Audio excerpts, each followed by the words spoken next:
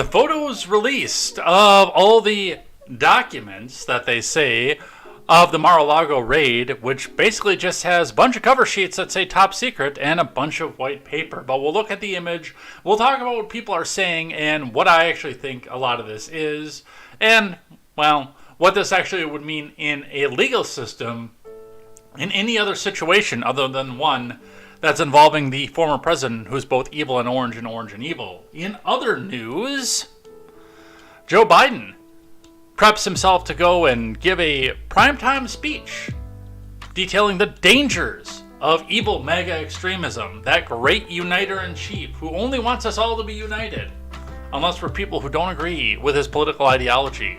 So it's probably going to be either fall in line or be labeled a terrorist.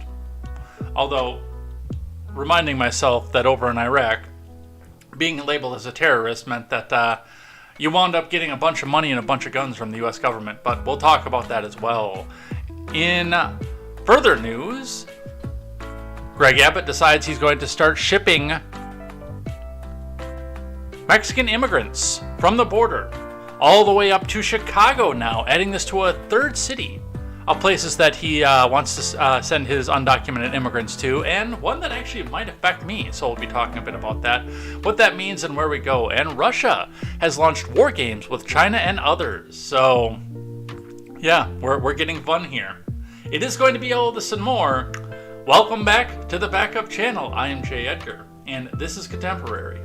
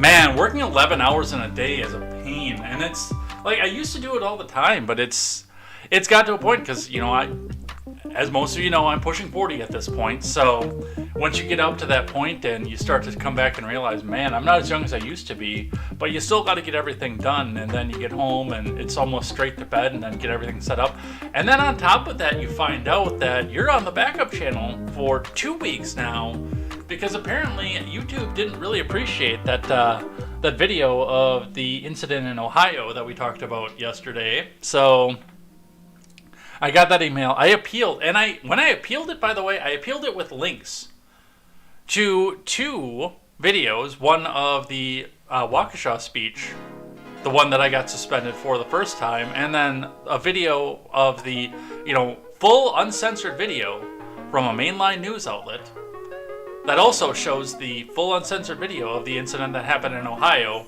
and said, hey, what's the deal? These guys have these same videos up, the exact same things that I was streaming out. Why are they still up and you're putting me on a 2-week? And I didn't get a response except for, yeah, we're not overturning your suspension.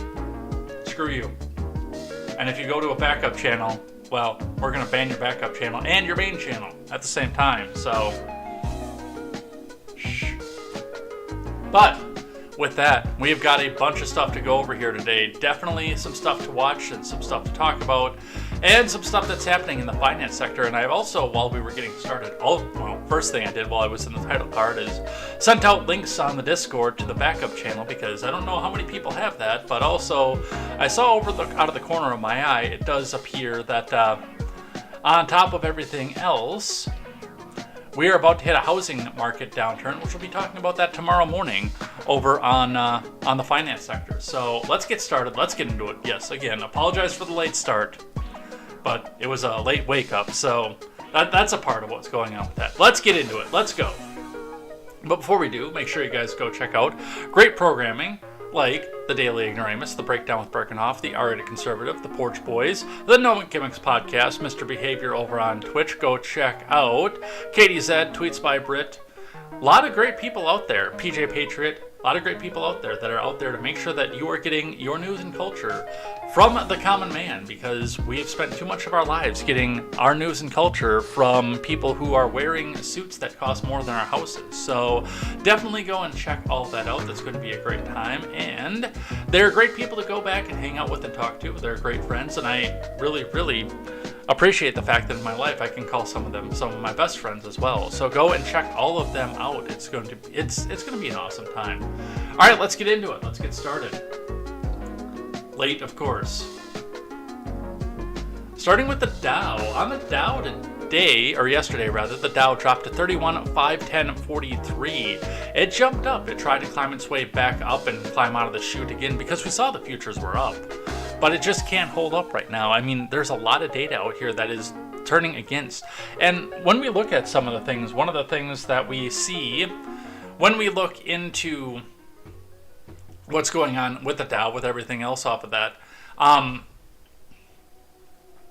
one of the things to note with that is when we saw the last rate hike, everybody went back and started pouring money into the Dow because, well, the big people are going to go and have everything, so everything's going to be fine, and we'll actually get a little bit of unemployment, we'll slow down the business, we'll slow down the velocity of money, and the economy will be saved. And they're not looking like that anymore.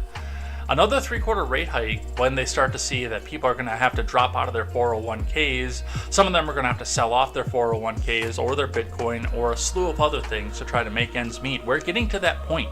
It's getting there right now, so some things to watch with that and see what happens with that. From the Bitcoin is up $18.30 on the day today, 0.09%. On the Bitcoin. It's been kind of a roller coaster bump and bounce throughout the day, bringing it back out to 5 days to see what happened throughout the day. It looks like it has been slowly and kind of steadily dropping off on a trend line through there. Of course, there have been severe drop-offs and severe jumps back up, but on a trend line, it's been kind of going on a steady decline. So not a whole lot to worry about, not a major sell-off, and when there is a major sell-off, there's still some time to go and buy that back. So if you've got something invested in Bitcoin, and that's something that interests you, you're doing okay. You're not doing great. You're not doing $67,000 of Bitcoin great, but you're doing okay right now. So we'll continue to watch this and see what happens with this. Gas is relatively flat, with the 316s and 318s sitting where they are. The 320 has gone out of the Madison area, but it doesn't look like there's a huge jump or a huge drop. 334 to 336 in the Madison proper area. So we'll be... do I have this one? Yes, I do have that one. So we'll be talking about gas in the second finance article for the morning here. And basically a confirmation of what it was that I said about fuel prices and how people actually make money off of them. So prepare for that and we'll see what happens. Let's get one from IBD for the morning here. From Investors Business Daily, Dow Futures cut losses. China export curbs on Nvidia. AMD slams chip stocks. Oops. Labor Day sale. From Ed Carson. Dow Futures fell Thursday morning, along with the S&P and the NASDAQ, but well off pre-market lows. Nvidia and AMD stock fell overnight, dragging down semiconductors after they said the U.S. government has imposed export restrictions on certain chip sales in China. Yeah, we'll have to talk about that once that pops up here. The stock market rally made a brief, feeble rebound attempt on Wednesday. Brief, like 10 minutes. With the major indices hitting resistance at the 50-day moving average before reversing lower. China EV startups such as NIO released August sales on Thursday morning. Nvidia stock sank 4.5% in pre-market trade. The chip giant said at an SEC filing night that the U.S. government has imposed new license requirements that bar certain advanced data center chip sales to China and Russia. Nvidia said the U.S. cites concerns about military end use. Nvidia, which does not currently sell products to Russia, said the restrictions could affect $400 million in sales to China.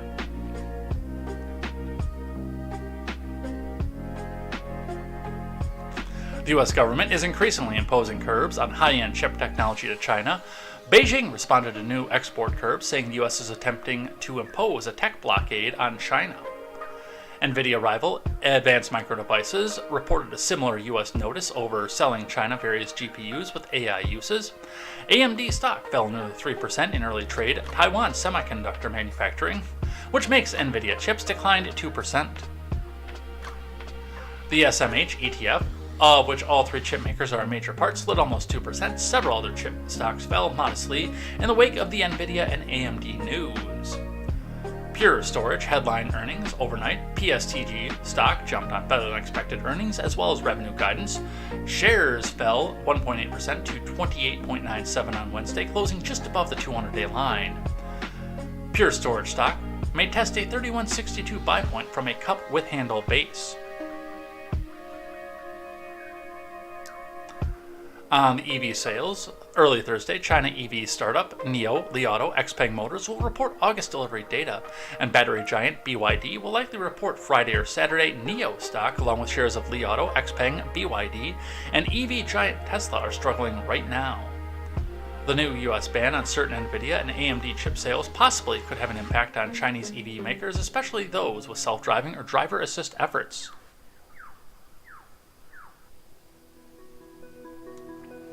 On the futures, Dow futures fell 0.2 versus fair value. The S&P sank 0.3% and the Nasdaq declined 0.6, with AMD and Nvidia and chips overall weighing on the S&P and the Nasdaq futures, but futures are well off overnight lows. The 10-year yield rose 6 points to 3.19%. Crude oil lost more than 1%, and copper sank 1.5%.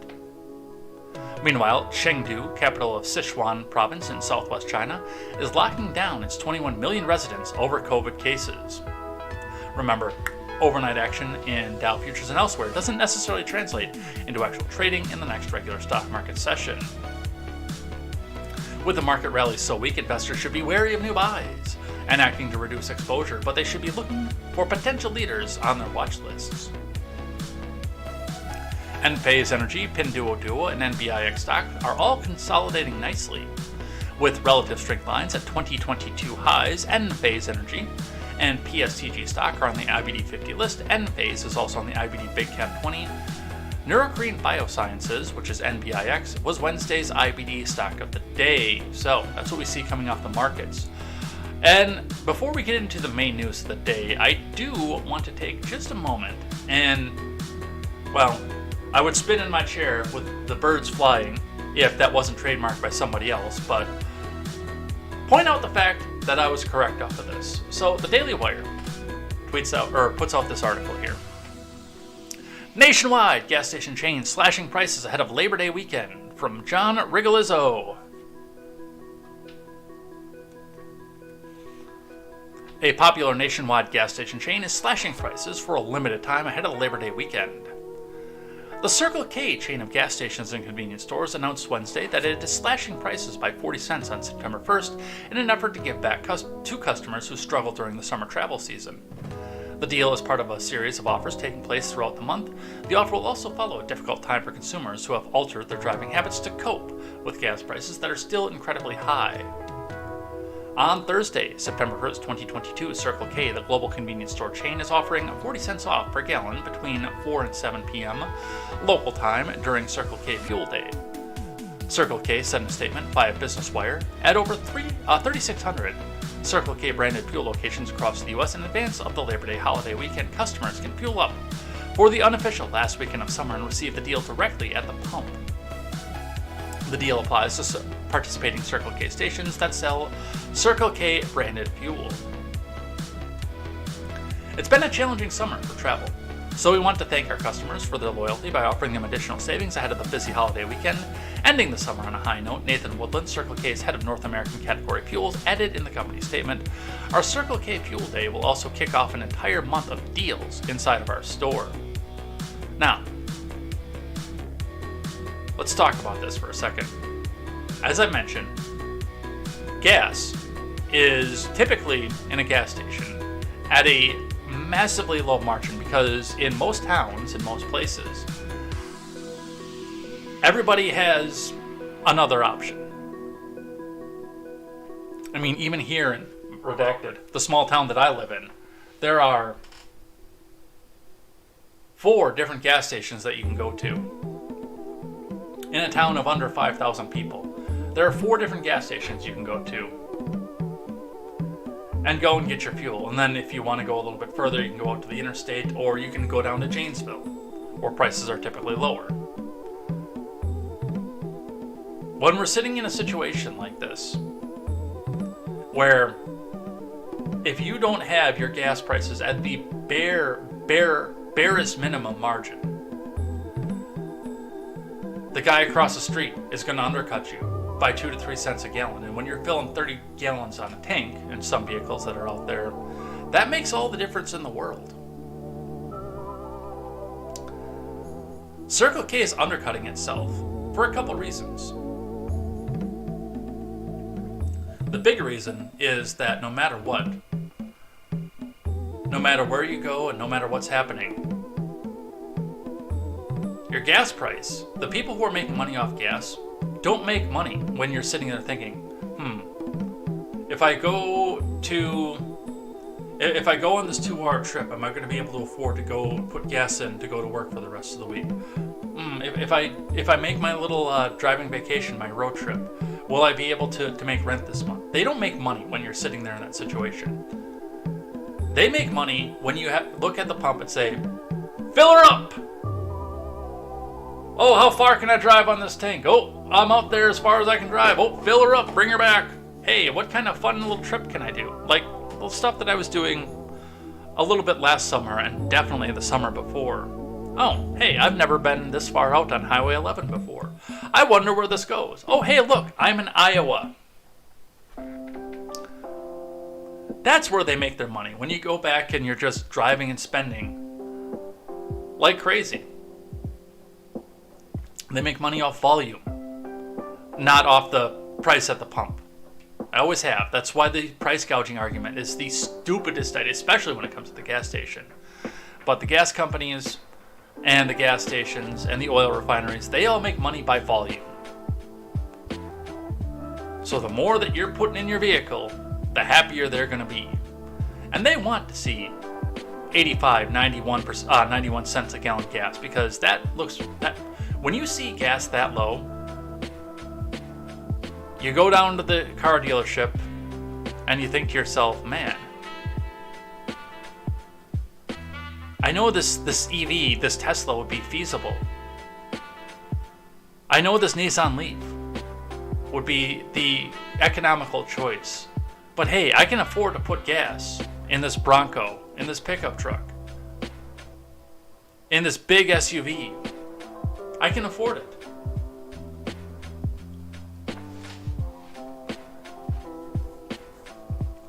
And Circle K on top of that too, when they're cutting prices like this. And I've seen something, not by this margin, not by a full 40-cent margin. That is insane, and that almost makes it worth driving to Illinois to go get gas. But on the margin that they're saying, when you stop at the gas station, not only you're running up to the pump and throwing your card in and throwing the fuel in, but a lot of the times you're going there like, oh, hey, I'm thirsty. Oh, hey, they have a rotisserie on the grill. Hey, let's get a hot dog.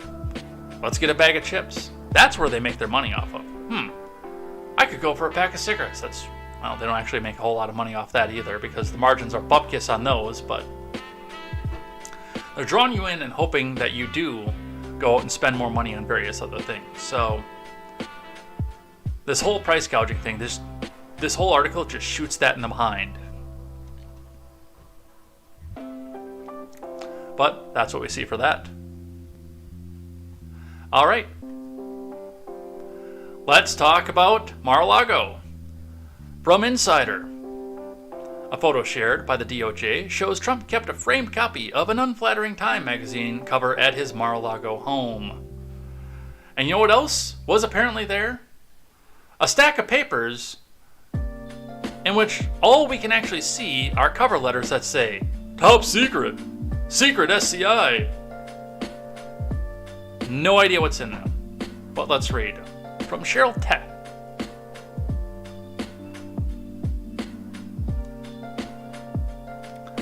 A photo released by the Department of Justice showing the documents found during the FBI's Mar-a-Lago raid has also unveiled a curious discovery, a framed image of an unflattering Time magazine cover featuring former President Trump.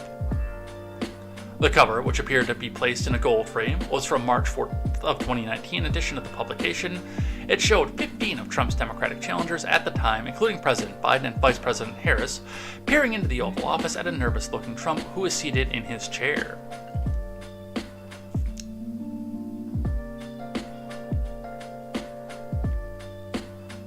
According to Time, Trump ended his presidency with 35 appearances on its covers. Few were flattering, such as the one that was a cartoon depiction of his melting face and another that showed his trademark hair on fire. The DOJ's photo was released as one of the attachments in a court filing on the Mar-a-Lago raid. In the filing, the DOJ said that efforts were likely taken to obstruct its investigation into Trump's handling of government records. The DOJ also argued that Trump's request for a court-appointed special master to review material seized from Mar-a-Lago should be rejected, as of course, the state. There's somebody over here who could review and investigate us that's not us. We're the only ones who are allowed to investigate us, and guess what? We investigated ourselves and found that we did nothing wrong.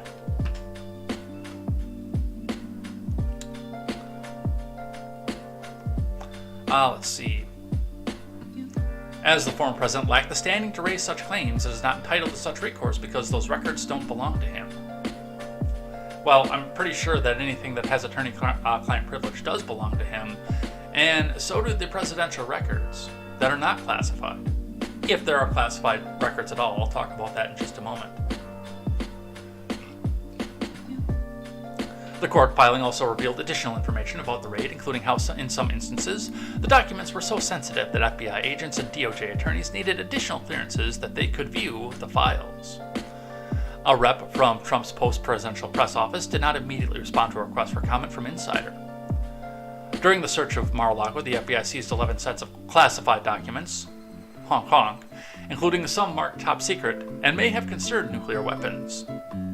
We don't know if they have or not, but they might have. Be as afraid as you could possibly be. It might be deployment secrets. It might be the nuclear codes. According to the warrant for the search, the DOJ is looking into whether Trump broke 3 federal laws, including the Espionage Act, by keeping the documents at his Florida residence.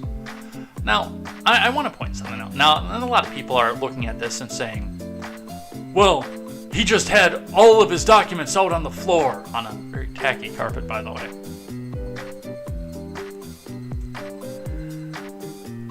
Whereas, in reality, where most of the rest of us live, this was a staged photo. As far as the content of the documents, I actually don't believe that there's top secret stuff there, because nobody can prove that. There's so many people out there that believe exactly what the media is telling them. And the new narrative, by the way, is, well, why doesn't he just release the video then? If he thinks that they're staged or anything else like that. Well, the thing with this, I'm going to look into this. Now we see the cover letter that says Secret SCI, Top Secret, and all the fun crap like that. But all I see is various pieces of paper out here with white paper over the top of them. There could be absolutely anything in the world in these documents. And I'm sure that out there in government service, the DOJ has no shortage of these cover letter tops. They have no shortage. And they've got a printer as well that they can go print all these off and say, oh, look, top secret. And the hardest point that I've had with this from the beginning, from the moment they said top secret documents, is you can never present this in front of a jury. Ever. This will be probably one of the very first trials in this country that's publicized that is going to go off without evidence. And I don't know how you convict, how you bring that in front of a grand jury with no evidence. The literal only evidence here is, trust us, bro. Look at all these cover letters, these cover sheets. Just trust us.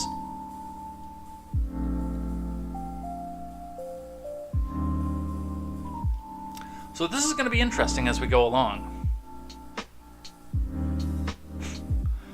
Plans to steal the Declaration of Independence. Ha, nice. But that's what we see for that. But we have an analysis dissecting 7 key pieces of the Mar-a-Lago photo. This is from CNN, from Josh Campbell and Katie Bo Lillis. Although this might actually be somewhat objective if we were to listen to Dash Dabrowski. Why is CNN being objective? They're supposed to be giving all the propaganda. That crazy. I always forget that I'm trying to cater to the AM radio audience. And somebody might have their kids in the car. Included in the government's latest court filing in its efforts to investigate Donald Trump's handling of classified files is a single tantalizing photograph showing an array of documents found on the property of the former president's Florida resort. Taken by the FBI, the photograph shows several documents labeled with so-called classification markings. These government codes are designed to indicate the sensitivity of the information they refer to and the rules for how it's meant to be handled. Although the contents of more than 100 classified documents were recovered from Mar-a-Lago remain unknown. That's going to be the key in this entire thing, by the way. The government markings on this handful of pages offer intriguing clues about the sensitivity and provenance of the information they contain. So, when I point this out, again, all we can see is a cover sheet. That is literally all that we can see. What's in these documents here? These documents could be the deployments of every troop around the world and every secret agent that's deployed in top secret around the world. Or they could be Melania's chicken Kiev recipe.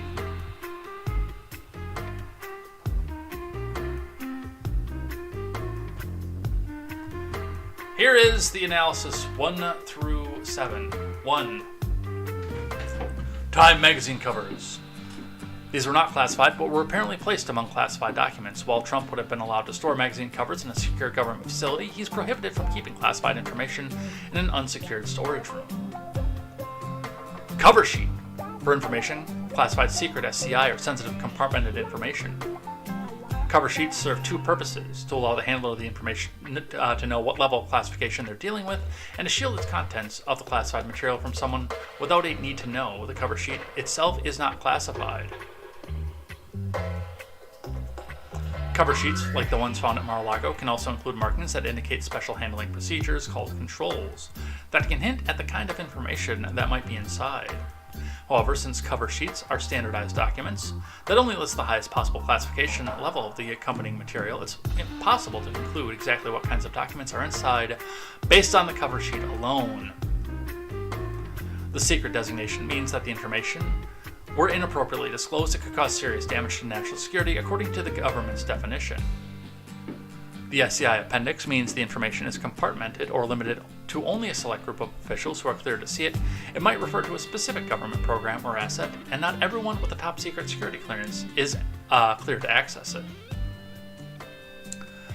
Cover sheet for information classified top secret SCI. If inappropriately disclosed, top secret level information can cause grave damage to national security according to the government's definition. A ruler placed by the FBI shows the scale of the photograph, which is standard practice for photographic evidence. White House document marked confidential. Look at that.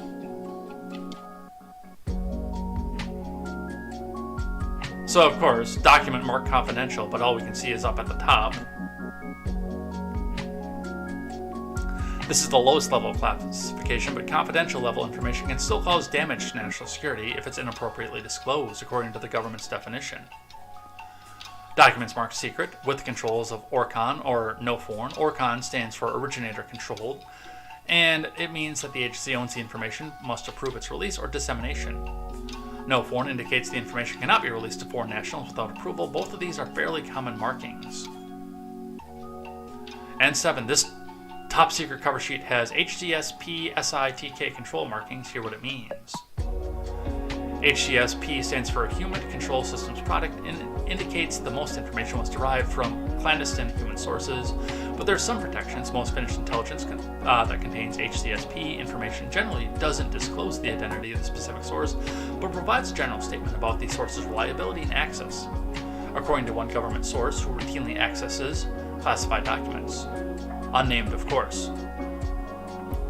SI stands for Special Intelligence and suggests the information was derived from what's called signals intelligence, things like intercepted foreign phone calls and emails, for example. TK stands for Talent Keyhole, which is a highly classified government satellite program. Now, and again, I'm thinking like a lawyer here. How easy would it be for a government who has an agenda, by the way, for a government who has an agenda to go off and just start printing off SCI, secret SCI cover pages like this? Once again, we are sitting in a situation where we will never ever know what's in these, and how do you present this to a jury?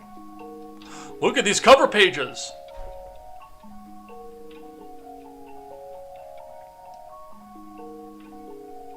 But we'll continue to watch this and see what happens with this.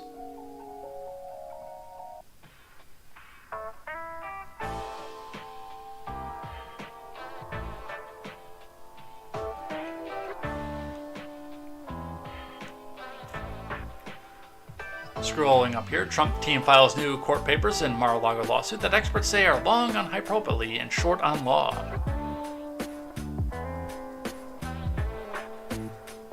From Sonam Sheth and C. Ryan Barber.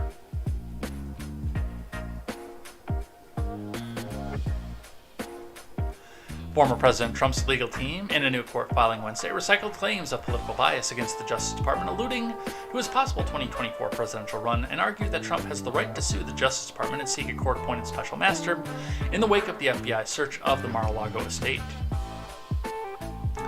3 weeks after the unprecedented, unnecessary, and legally unsupported raid on the home of a president and possibly a candidate against the current chief executive in 2024, the government, represented by the crooked Department of Justice and the U.S. Attorney's Office, has filed an extraordinary document with this court suggesting that the DOJ and the DOJ alone should be entrusted with the responsibility of evaluating its unjustified pursuit of criminalizing a former president's possession of personal and presidential records in a secure setting.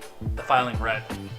Yes, again, we investigated ourselves and found that we did nothing wrong. It also contested the Justice Department's earlier assertion that Trump lacked the standing to file a lawsuit against the U.S., saying that it is reasonable to expectation of privacy in one's own home that triggers the obvious standing of the homeowner to contest the search on those premises. Within minutes of the court papers being filed, however, national security experts and former prosecutors pointed out that, like Trump's initial lawsuit, it read more like a press release than a legal document, and that is, by the way, fair.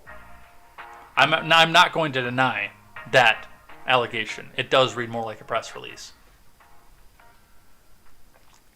For one, as the former federal prosecutor Harry Litman wrote, Trump would have standing or the right to bring a lawsuit, but only if he's charged and can't do it in advance. I don't know that that's actually the case. Because with the investigation ongoing, there are documents in this that under attorney-client privilege, the state, the DOJ, should not be privy and have access to. Now, they already do, and we'll probably see them on MSDNC at some point, probably 3 weeks before midterms.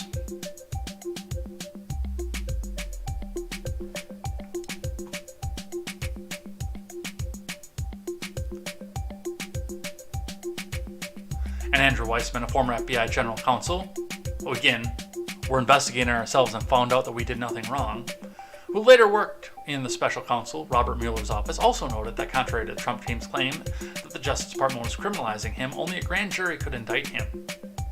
That is true. That's how our justice system works, Weissman wrote. This is another PR filing and not a serious one. Notably, Trump's team made no mention in Wednesday's filing of his weeks-long assertion that he had broadly declassified the materials seized from Mar-a-Lago, a claim he was making on Truth Social as recently as Wednesday morning. It also didn't address the DOJ's most damning allegation made in a court filing Tuesday night that it had evidence of likely efforts to obstruct its investigation into Trump's handling of national security information. Oh, what? There was a lock on the door? Oh, if he'd have been there, that he wouldn't have let us in? Is that the evidence that you have of that?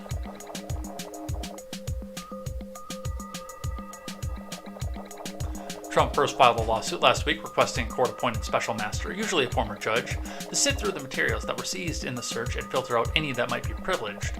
But the Justice Department said in its response Tuesday that Trump isn't entitled to a special master because the records in question do not belong to him.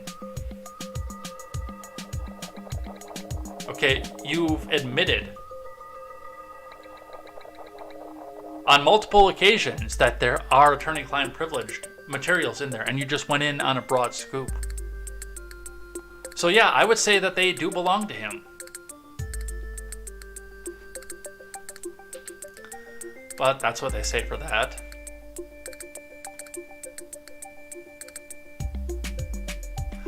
From CNN, Trump tells court that classified materials should have been expected in presidential records found at Mar-a-Lago. From This took an entire writer's room. Jeremy Herb, Tierney Sneed, Kara Scannell, Holmes Lybrand, and Marshall Cohen.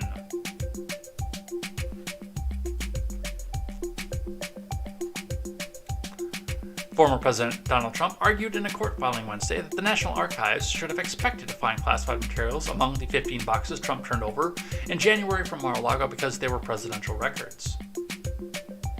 The filing, his closing written legal argument before a critical hearing Thursday, acknowledged that classified material was found at Mar-a-Lago, but argued that it should not have been cause for alarm and should not have led to the search of Trump's Florida residence earlier this month.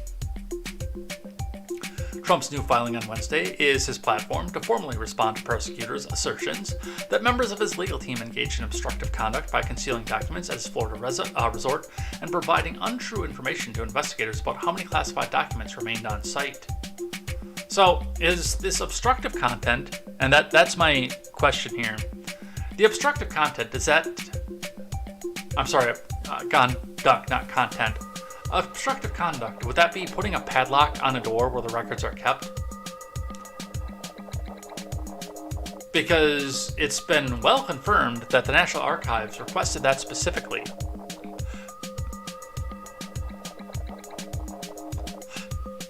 Painting the probe as politically charged given Trump's potential run. As a candidate in 2024, he scoffed at the idea the DOJ could be entrusted with the responsibility of evaluating its unjustified pursuit of criminalizing a former president's possession of personal and presidential records in a secure setting. So, he is seeming to be changing his story here, saying that there were no classified documents to that classified documents should be expected. And I'm still coming out here telling us, okay, well, let's see the documents. Let's see what it was that was worth dividing this entire country over. Let's see them. Again, if you're going to bring this in front of a grand jury or a jury of one's peers, you're going to have to show them the documents. Otherwise, the defense attorney is going to say the exact same thing I am. How do we know what's in those documents? This could be Barron's birthday list. Or this could be the deployments of every single soldier across the world. You don't know that. I don't know that. And they can't bring you evidence. They have no case.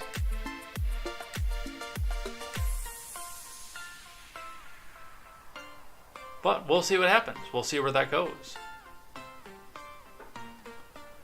In an interesting turn of events, because of course, we're sitting in a situation where this is the most dangerous thing in the world. From Insider, if prosecutors decide to indict Trump, they'll wait until after the November midterms to do so, according to a report.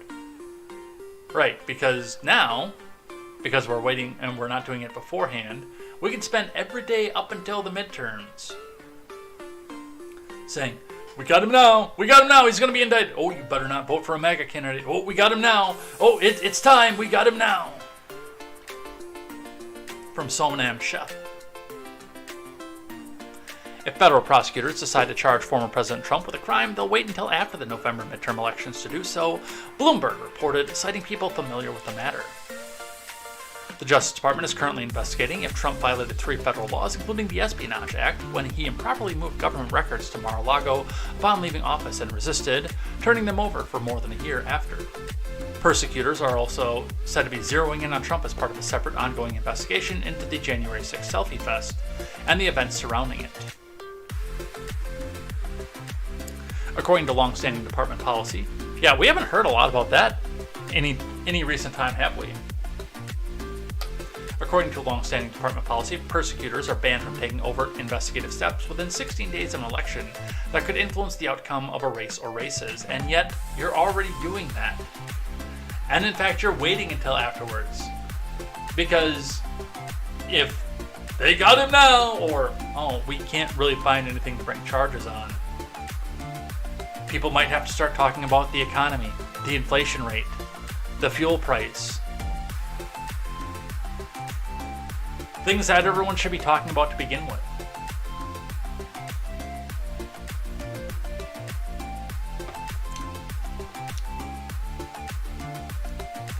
The official Jay Bratt made the comment at the hearing where Judge Bruce Reinhart weighed unsealing the FBI affidavit that formed the basis for its Mar-a-Lago search warrant. Reinhart later ruled to unseal a redacted version of the affidavit to protect the witnesses' identities and methods and sensitive grand jury information. Of course they are. And, I mean, this has been one of the things that I've paid attention to and noticed, if you may, as we go into the midterm elections, is the fact that while we're here, while we're looking at this, while we're watching this, the effort in the news media has seemed to be keep Trump in the front of the news. Let's not talk about what's happening to Biden. And God help me, I was listening to Shapiro yesterday. He pointed this out, Styx pointed this out, and I'm pointing this out as well. All the same things. From now until November. What's the date?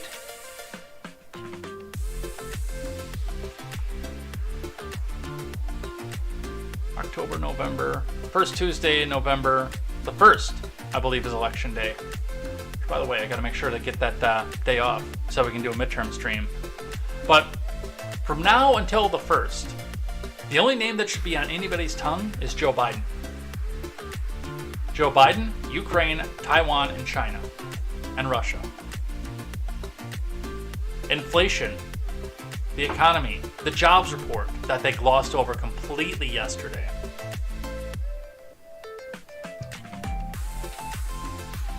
Those should be the words that should be on everybody's mouth from here until eternity. And yet, especially, and we saw this with the fight that I was in with Twitter yesterday, the King of New England. Well, why didn't Trump release this? Well, show me what's in the documents. Well, why didn't Trump just release the video? Show me what's in the documents. You have nothing. You have no idea what's in that document. And you know it. And you're hoping that if you yell, "Buy Trump," you'll put a MAGA person on the defensive. It's kind of hard when I'm not a MAGA person, but all right. From Politico, Garland's perilous path to persecuting Trump.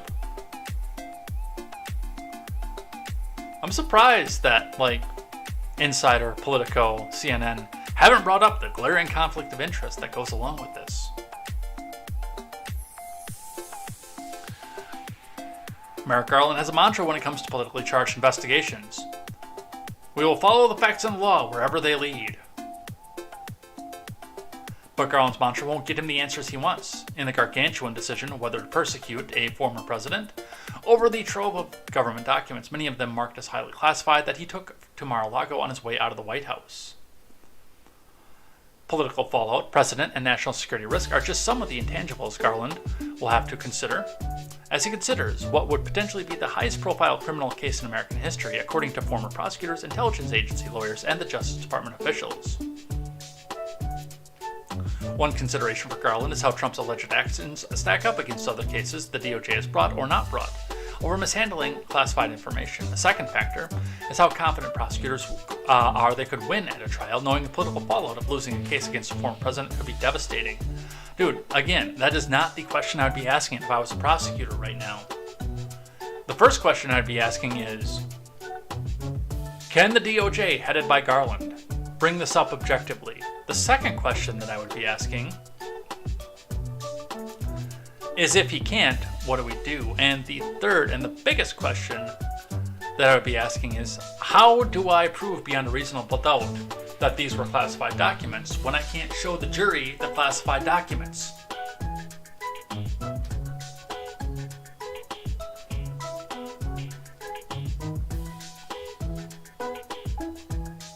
Of course, one unknown ultimately looms large over all other machinations. Garland viewed Trump's cavalier and even defiant approach to the national security secrets at Mar-a-Lago as something of sufficient magnitude to bring the first criminal case against a former president in U.S. history, thus bringing us down into a banana republic, by the way. Well, we will see. I don't think he's got it. I don't think he's got anything, but we'll see. On the other side of the aisle, from the Hill, House conservatives prep plans to impeach Biden. Wouldn't it be funny if he got impeached 3 times? From Mike Lillis. Republicans hoping to seize control of the House in November are already setting their sights on what is, for many, a top priority next year, impeaching President Biden. A number of rank-and-file conservatives have already introduced impeachment articles in the current Congress against the president. They accuse Biden of committing high crimes in his approach to a range of issues touching on border enforcement, the coronavirus pandemic, and the withdrawal of U.S. troops from Afghanistan. Those resolutions never had a chance of seeing the light of day, with Democrats holding a narrow control over the lower chamber, but with Republicans widely expected to win the House majority in the midterms, many of those same conservatives want to tap their new potential powers to oust a president they deem unfit. No, they don't want to oust him because they know they won't have the votes in the Senate to do so. This is political. Everybody knows it's political. And the reason it's political is because of what House Democrats, many of whom are in the House currently, did to make it political with the last president. Finishing up with the acquittal at the end of the last presidency. The first acquittal, not at the end. The one in the beginning of 2020. Finishing up with that acquittal. When they came out after the acquittal and said, "We will be impeaching him again, don't you worry."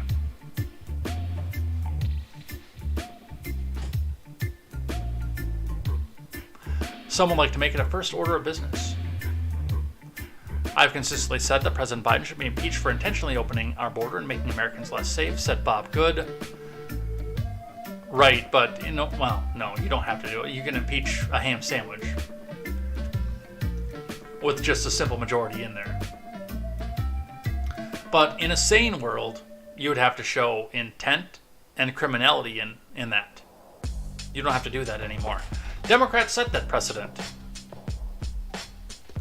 The conservative impeachment drive is reminiscent of that orchestrated by liberals 4 years ago, as Democrats took control of the House in 2019 under then President Trump.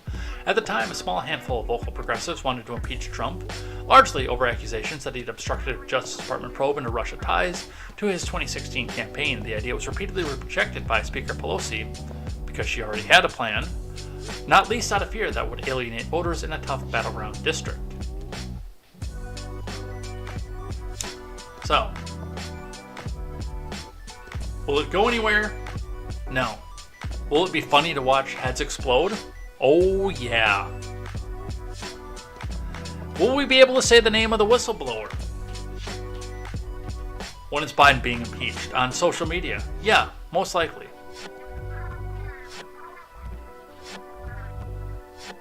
Let's take one from Token Diversity here.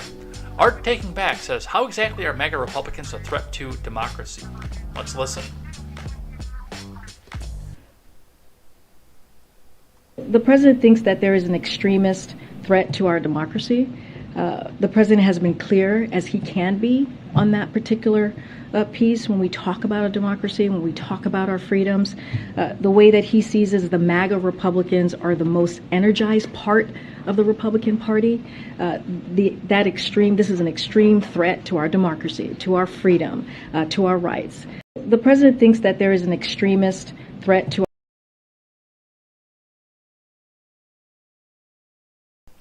Whoops, muted to take a drink. There's an extremist threat to our democracy by people going out and voting and wanting things different from us. Yeah, that sounds like a functioning republic, doesn't it? More from Jean-Pierre. It's not just Republican leadership. Press secretary appears to admit extremist threat is the people. That's right. The uniter-in-chief says you are an extremist threat.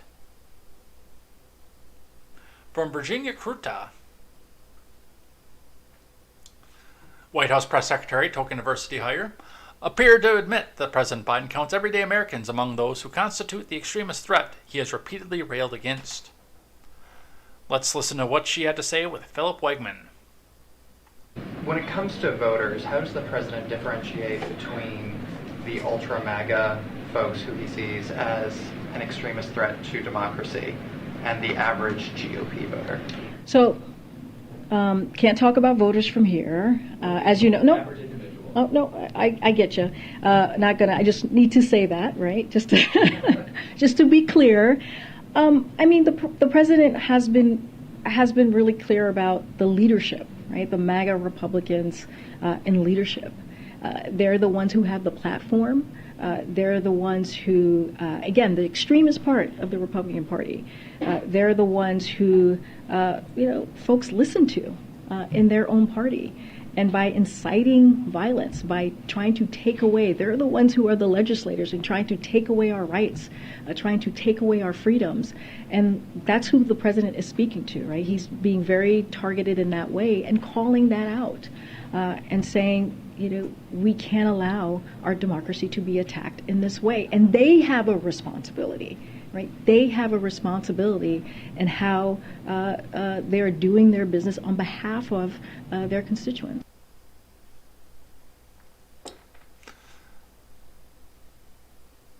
They go further. So for folks sitting at home, when the president is talking about preserving the soul of the nation and his threats to democracy, he's not referring to those individuals. He's talking about Republican leadership.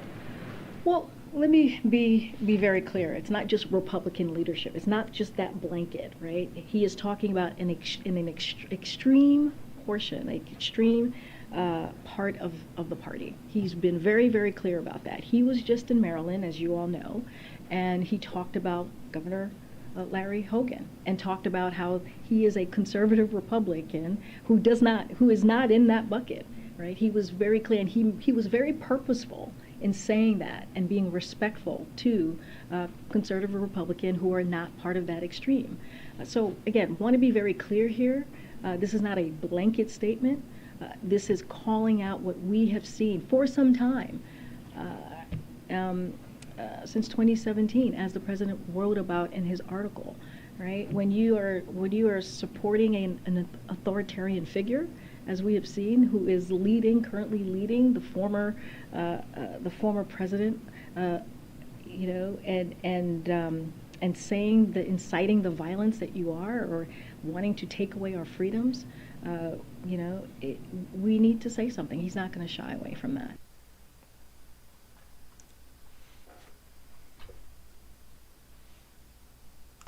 So they're basically telling you at this point that if you vote differently from many of them, then extremists, which, I mean, we've known that for a long time.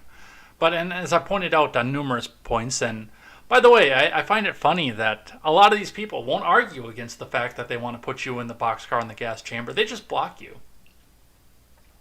But this dehumanizing rhetoric is what leads down into a 6 million person event that some of my friends don't even believe happened. So we will see what happens with that. From the Hill, Biden giving a political primetime speech to address extremist threat by MAGA Republicans. That is tonight, by the way. President Biden on Thursday will use a primetime address to make the case that the political movement led by his predecessor poses an extreme threat to democracy as his criticisms of Republicans become increasingly pointed as November's midterms approach. Our great uniter-in-chief.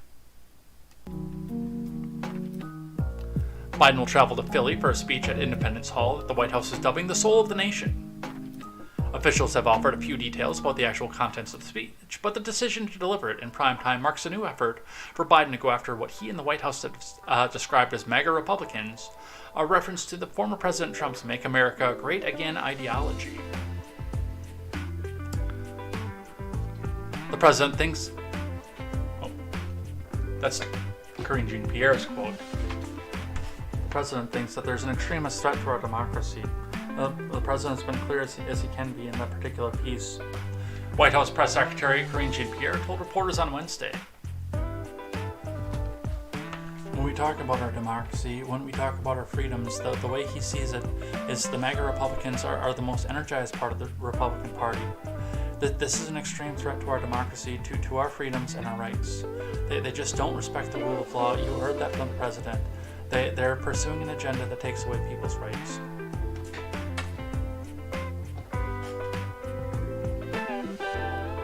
Presidents rarely deliver major primetime speeches, typically only doing so when they speak directly to the public about issues of major national concern. So, I'm actually going to look and see when this is, and if, for some reason, I can be here for this, I will live stream this speech out. Maybe we'll see if we can find somebody to sit in with me.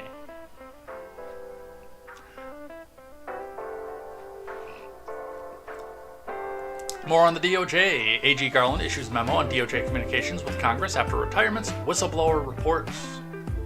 From Bradford Betts.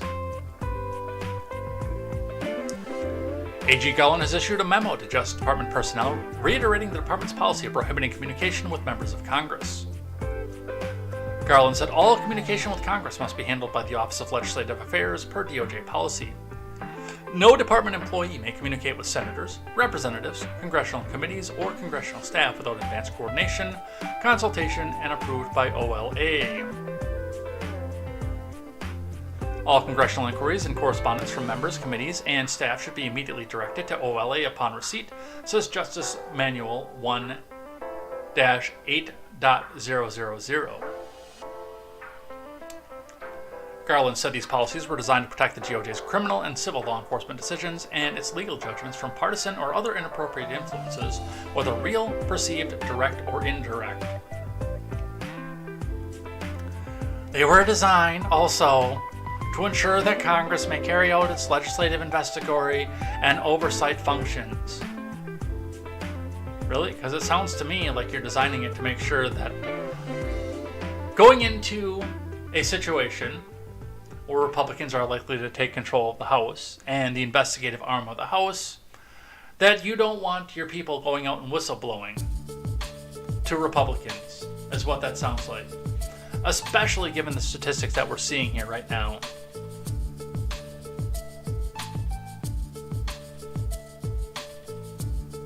So we'll continue to watch this.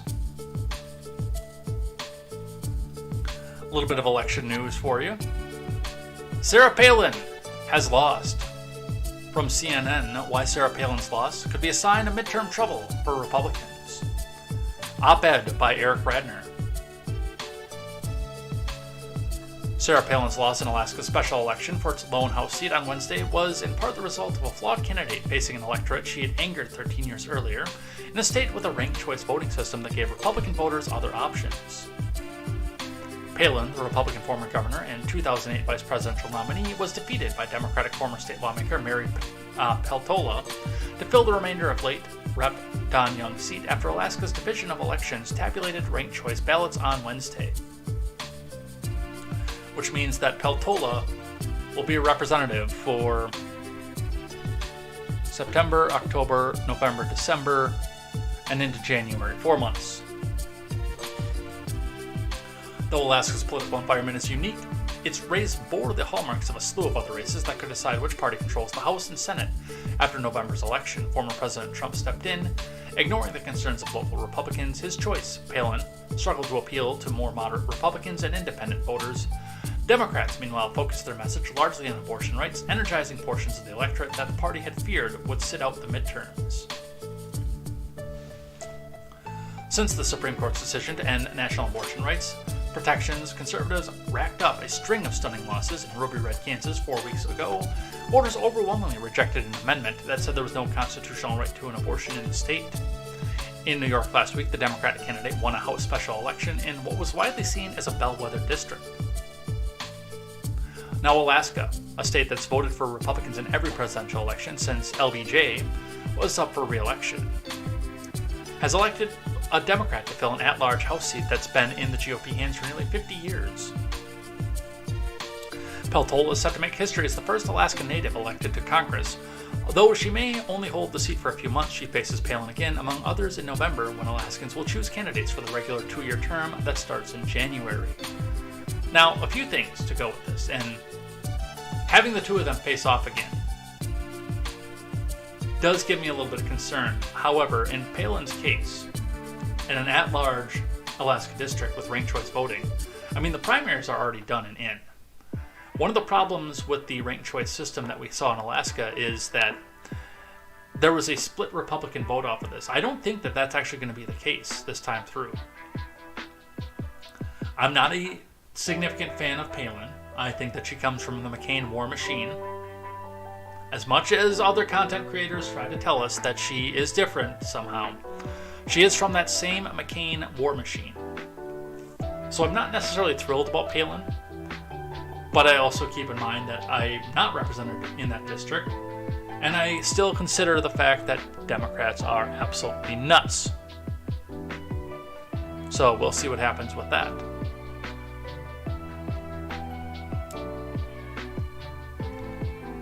From Fox News, trust linked to Gavin Newsom's in-laws made contribution to DeSantis PAC. From Joseph A. Wolfzone, Gavin Newsom has been a vocal critic of Florida Governor Ron DeSantis in recent weeks, but Newsom's in-laws seem to approve of the popular Republican. According to contribution records on the Friends of Ron DeSantis PAC website, the Seibel Family Revocable Trust made a $5,000 contribution on April 6, 2022. Boy, that's going to make Thanksgiving awkward, isn't it? The trust is run by Kenneth F. Siebel Jr. and Judith A. Siebel, the parents of Newsom's wife, Jennifer Siebel. Records indicated by Fox News Digital show. Neither the Siebels nor Governor Newsom's office immediately responded to Fox News' request for comment. The DeSantis campaign declined to comment.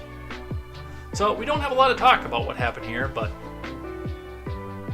to be a fly on the wall at the Newsom Thanksgiving this year. Newsom's father-in-law, Kenneth Siebel, has a long history of making donations to candidates, according to the FEC. His most recent donations include contributions to the campaigns of Ron Johnson, Tom Cotton, and Josh Hawley. Well, we'll see how this plays out. Something closer to home here for me, Racine election officials respond to claims about mobile voting truck. From Matt Smith. Racine election officials are pushing back on claims from Republican candidate for governor, Representative Tim Ramthun, made during a WISN 12 News town hall about the city's mobile voting truck. How old is this article? Tonight, a tour. Oh, that's from way back at the beginning of the month before the primary.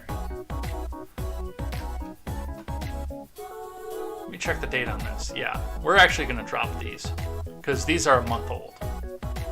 Although, I do want to point out that I don't know that this is actually legal. because we've talked about ballot drop box. Now, this would be considered to be ballot harvesting, obviously, a state-sanctioned ballot harvesting effort, but regardless, we've already had that decision, and this might actually need to go back up to the Supreme Court. But we do have other election news from my neck of the woods. From Fox 11, Evers to give $90 million in federal COVID funds to schools. From Scott Bauer of the Associated Press.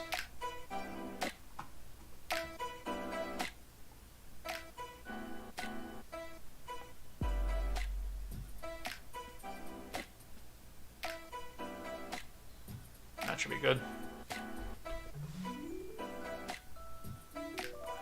Tony Evers is giving Wisconsin K-12 public schools $90 million more in federal COVID relief money, a move he announced Tuesday just before schools were open for the fall.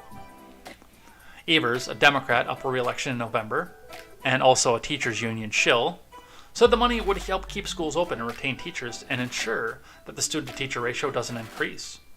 Districts across the state, including the two largest in Milwaukee and Madison, have reported high numbers of unfilled teaching slots headed into the year. Well, you know what else is happening? Mostly outside of Madison and Milwaukee, but also in Madison and Milwaukee, is you're getting a bigger and bigger share of parents who have looked at the public school system and said, why are we sending our kids here? These schools suck. These investments will go towards making sure our kids have both the resources and support to get caught up and be successful both in and out of the classroom, Evers said in a statement. A spokeswoman for Republican Tim Michels, who's challenging Evers, accused the former teacher, principal, school administrator, and state education secretary of handing out the money so he could pretend to care about education. No amount of federal COVID aid can paper over Evers' record of denying parents' rights, refusing to reopen schools, vetoing curriculum transparency, and standing by as education standards plummet across the state, said a Michels spokeswoman Anna Kelly. Additionally, when it comes to COVID relief funds and Tony Evers, one of the problems that we have with Tony Evers up here, and I don't think that he is moving towards re-election, unless there's a major honkening in Madison and Milwaukee. One of the problems with Tony Evers, though, is he looked at a problem, and he did this actually when he was the head of the, was it the Teachers Union or the Unified School District? The Teachers Union. When he was the head of the Teachers Union up here, his big idea there to save failing education was just like now to go shower money at the public schools. Just throw more money at it. That'll solve the problem. Not sitting here thinking about what's actually going wrong with this, not trying to correct any of that, just throw more money at it.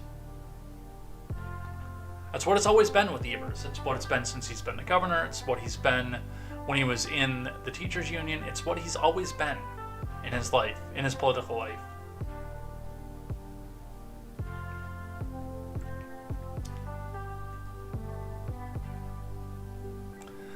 A small breakdown of this here. Now, Governor Evers announces a plan to give an additional $90 million to K-12 schools. $15 million set aside for more student mental health services. The other $75 million is for districts to recruit, retain staff, as well as supplies. Money can be used through 2026. So, it's salaries. It's trying to get people out of the private schools and into the teachers union.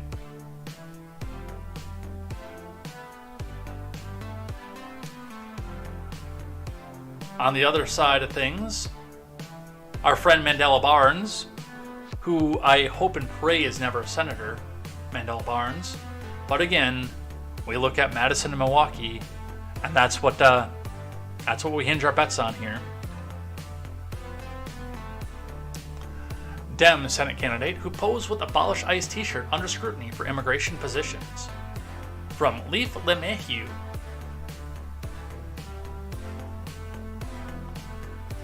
Man, I worked 11 hours yesterday, and now I'm looking over here, looking at the time like, oh, we're getting there. Overslept. Mandela Barnes, a Democrat Senate candidate, has come under scrutiny from Republicans and fact-checkers over his links to the movement to abolish U.S. immigration and customs enforcement. This week, PolitiFact dinged Republicans for a mostly false statement in the ad that says Barnes supports abolishing ICE despite the facts that the self-described progressive has been photographed holding an Abolish ICE t-shirt in the past. There is a photo of Barnes holding an Abolish ICE t-shirt, but he has said that he is holding it in solidarity with immigrants who are being separated from children at the border, and still are, PolitiFact wrote in its evaluation of the ad. And there is the photo. Wisconsin Democrat Senate candidate Mandela Barnes wants to abolish ICE. Yeah, his campaign is texting me left and right.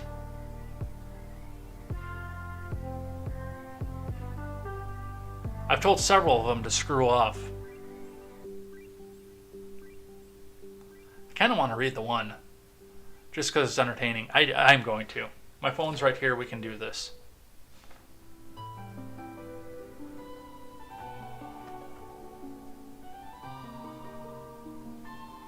Oh, Quest Fanning texted me, said he hasn't seen the announcement on the main channel. It's because we're off the main channel today. Because they didn't like my video of what happened in Ohio. They were not a fan of that.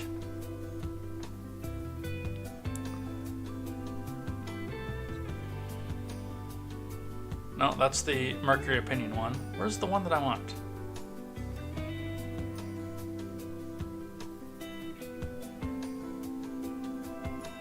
Did I delete it?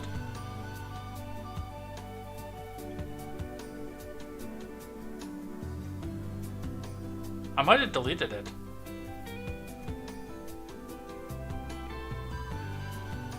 That would be lame.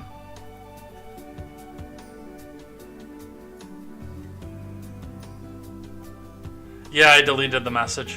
Damn it. But yeah, it was basically, hey, Mandela Barnes thinks that Ron Johnson's very rich and he needs a campaign contribution. And I looked and I said, if you knew who I was and what I say on the microphone, I've spent my life dedicated to keeping crooks like Mandela Barnes out of my pocket. And like 3 days later, I got a text back and it's like, yeah, this is Lucy from the Mandela Barnes campaign. I'll pass that information along to him and remove your number from our records.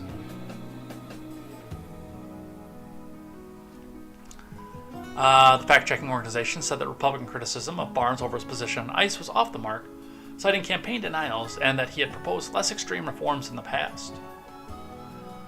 The National Republican Senatorial Committee has run an ad saying Barnes supported abolishing ICE, highlighting the possible links between Barnes and the radical movement. During his campaign for lieutenant governor in 2018, Barnes posed while holding an Abolish ICE t-shirt and replied to an activist with the Democratic Socialists of America on Twitter saying that he wanted to get a t-shirt with a similar moniker on it. When questioned about the controversy, his team denied any support for the movement. You know why? Because of course they did. Let's talk about California. California approves bill that could punish doctors for spreading false pinko-pox claims. This is a video transcript. You know, I'm actually going to gloss over this one just because this is a video transcript. Unless, is this what I want? Yeah, this is a 2-minute video. We'll listen to the video instead.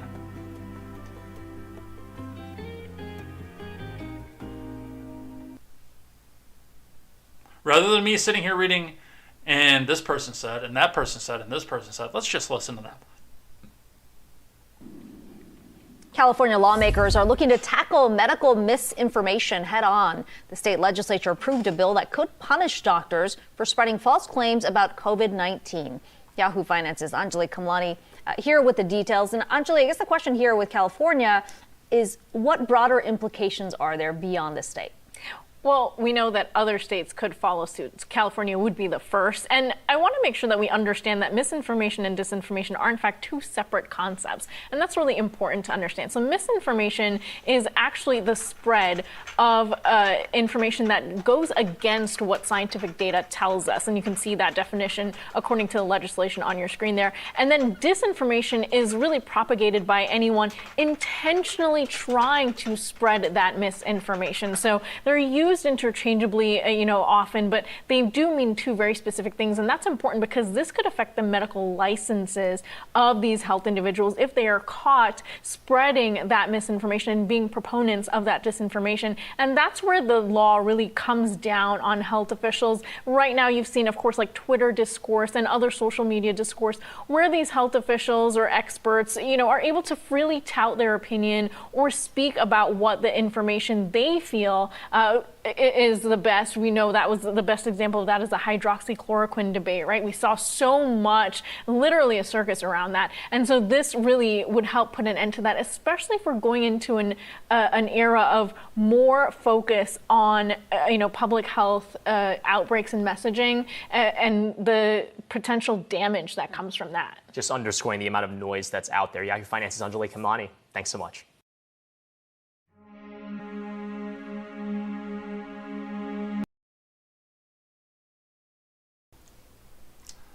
So there we go. You could jail doctors for spreading false pinko-pox claims. More from the Great Golden State. From the California Globe, Scott Wiener pulls bill to allow 12-year-olds to get vaccine without parental consent.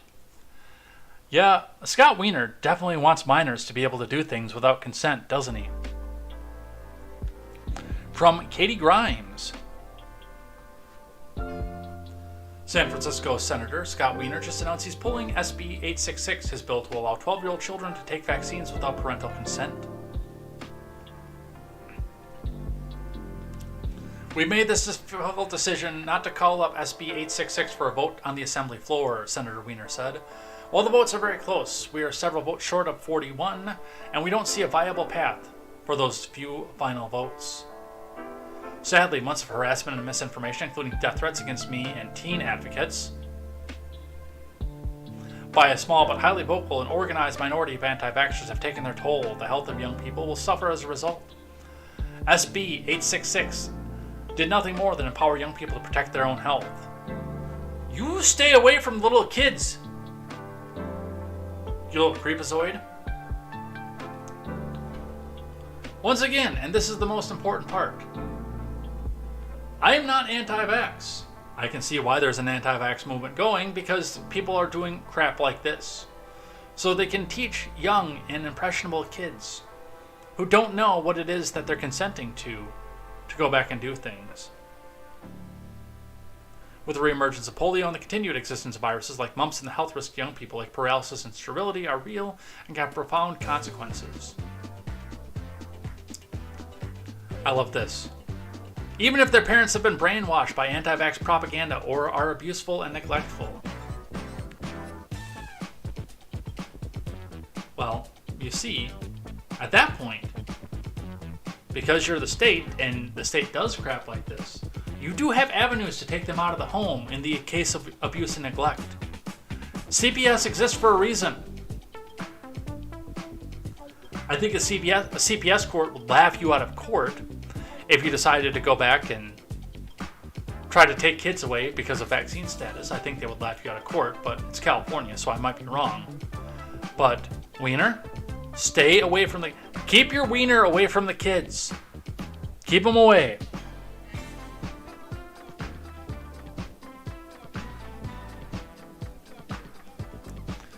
But we have good news out of California.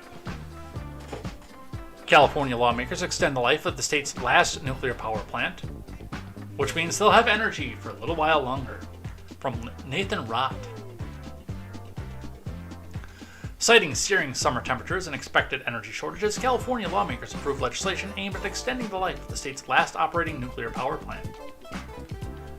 The Diablo Canyon plant, the state's largest single source of electricity, had been slated to shutter by 2025. The last-minute proposal passed by the state legislature will keep it open 5 years longer, in part giving the plant's owner, Pacific Gas and Electric, $1.4 billion forgivable loan.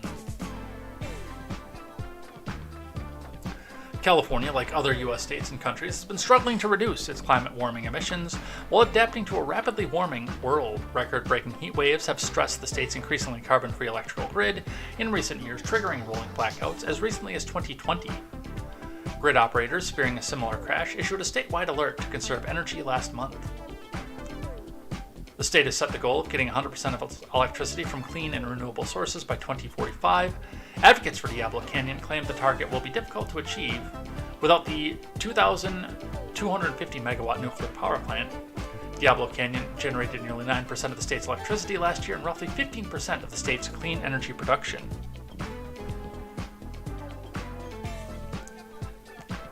Maintaining operations at Diablo Canyon will keep our power on while preventing millions of tons of carbon from being released into the atmosphere, said Isabel Bemke of the group Save Clean Energy.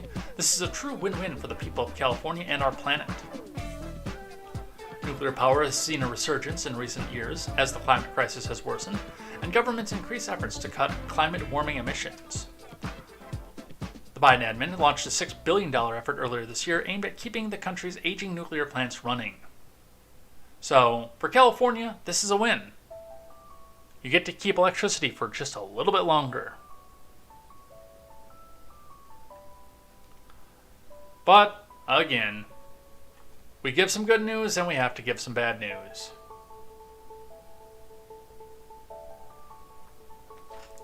Chosen LA County residents will start getting $1,000 a month. And I wonder what the, what's the word I'm looking for? I wonder what the metrics were to choose these people. It's not the word I was looking for, but I can't think of the one I was. From CNS Author. LA's Guaranteed Basic Income program is underway with 1,000 residents now receiving $1,000 a month for the next 3 years, officials said on Tuesday. Recipients were chosen randomly from more than 180,000 people who applied for the program. Given the huge number of LA County residents who applied, it's abundantly clear that a guaranteed basic income is an idea whose time has come, Supervisor Sheila Keel said. I'm confident that we will see other pilots have already shown a guaranteed basic income by giving people a bit of financial breathing room allows them to stabilize their lives and that of their family.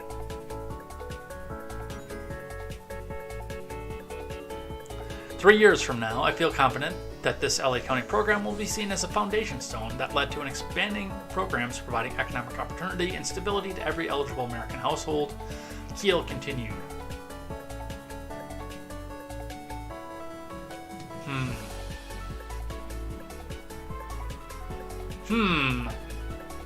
Vote buying, perhaps?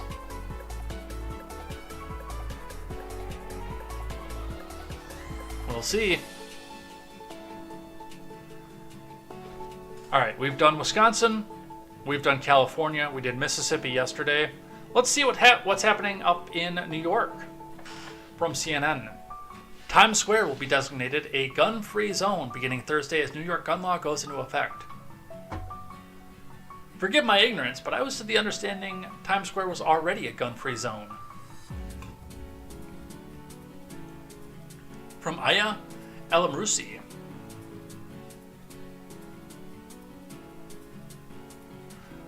New York City lawmakers are still determining which parts of the famed Times Square tourist area will be considered a gun-free zone, as a new state law limiting where firearms can be legally carried in public is set to go into effect on Thursday.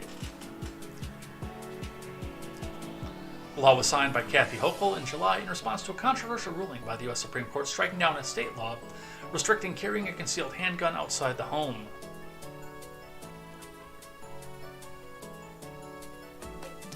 The law outlines areas deemed sensitive where firearm possession will be illegal, and they include Times Square, one of the world's busiest tourist destinations, drawing nearly 360,000 people daily.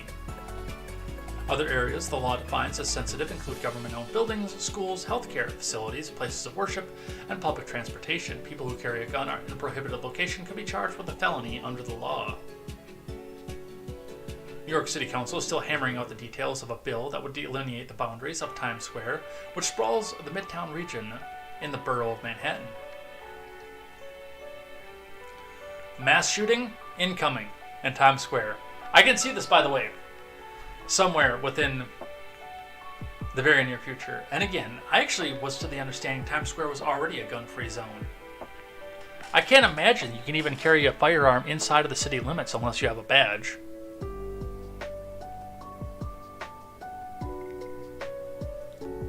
But now that's somebody out there who's sitting in a Discord server with an FBI agent currently knows that if he goes out and pulls out his piece in Times Square, he's going to meet absolutely no resistance whatsoever.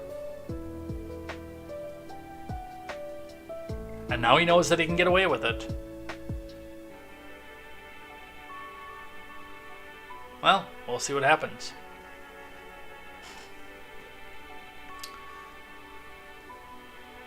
From ABC7 Eyewitness News. We'll do this from, well, I guess these are both the Illinois ones. I thought this one was out of Texas. Texas Governor Greg Abbott sends bus of migrants to Chicago. Previously bused migrants to New York City and D.C. From Liz Nagy. Greg Abbott announced Wednesday he sent the first bus of migrants to Chicago. Abbott announced Wednesday that the first bus had arrived in Union Station, but did not say how many people were on the bus. Lori Lightfoot responded to Abbott's announcement in a statement saying the city had been notified today that approximately 60 migrants were traveling to Chicago.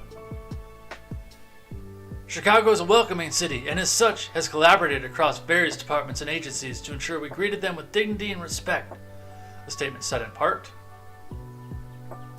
Before they got down to Wacker Avenue, and most of them were mowed down by the people who already lived there.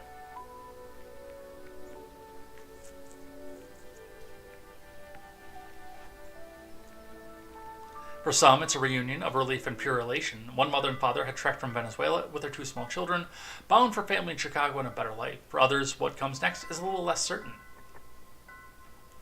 We just arrived in Texas and they got us onto our bus and they said someone was going to be waiting for us here, but that's not true, said William Mijares.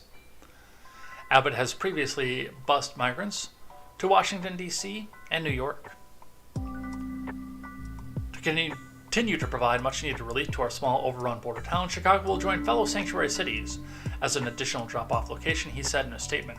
Mayor Lightfoot loves to tout the responsibility of her city to welcome all regardless of legal status, and I look forward to seeing this responsibility in action as these migrants receive resources from Sanctuary City with the capacity to serve them. As a city, we're doing everything we can to ensure these immigrants and their families can receive shelter, food, and most importantly protection, Lightfoot's statement continued. This is not new. Chicago welcomes hundreds of migrants every year to our city and provides much needed assistance. Unfortunately, Texas Governor Greg Abbott is without any shame or humanity. Well, let's finish the statement. But ever since he put these racist practices of expulsion in place, we've been working with our community partners to ready the city to receive these individuals. If you're welcoming these people, if you're excited for these people, why is there shame or humanity? Why would there be shame? You wanted these people there. You advocated for policies that opened up the border. So why is there shame? You should be proud, and according to a statement like that, Abbott should be proud as well.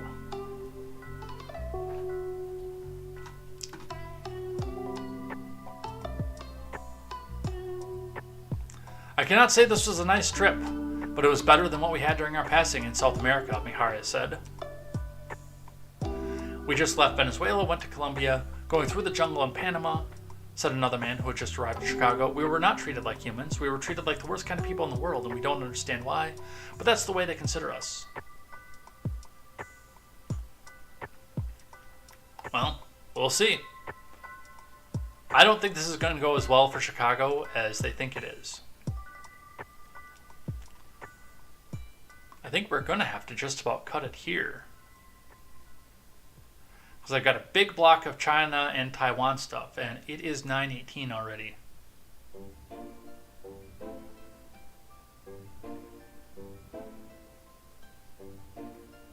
Is there anything else that I want to do?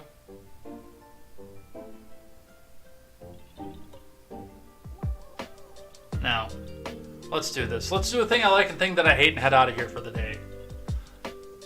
Oh, there's one more that I want to do.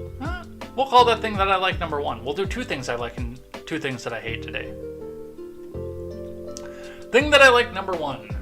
We're sitting here in a major panic over the climate change situation because with climate change we're going to get bigger and deadlier hurricanes.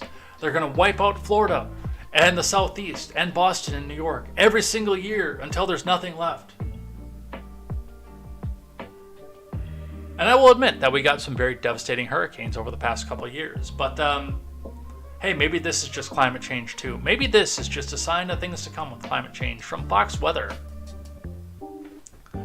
Hurricane season 2022. August finishes without any named storms for the first time in decades. From Andrew Wolfeck.